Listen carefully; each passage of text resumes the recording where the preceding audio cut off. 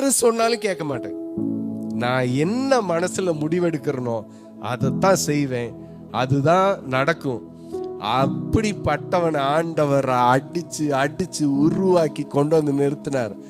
இன்னைக்கும் சொல்றேன், என்னோட அனுபவத்துல சொல்றேன், உங்களுக்கு ஆண்டவர் ஒரு வனாந்தரத்தை அனுமதிச்சு உங்களை ஒரு ஒரு டைரக்ஷன்ல மாத்தி மாத்தி மாத்தி மாத்தி கொண்டு போறாருன்னா, நீங்க அந்த டைரக்ஷனுக்கு ஏத்தபடி நீங்க ஆண்டவருக்கு அந்தந்த ஸ்டேஜ்ல மாறிட்டே இருந்தீங்கன்னா உங்களை வெளியே வெட்கப்படுத்தாம கொண்டு வந்து அந்த இடத்துல நிறுத்துவார்.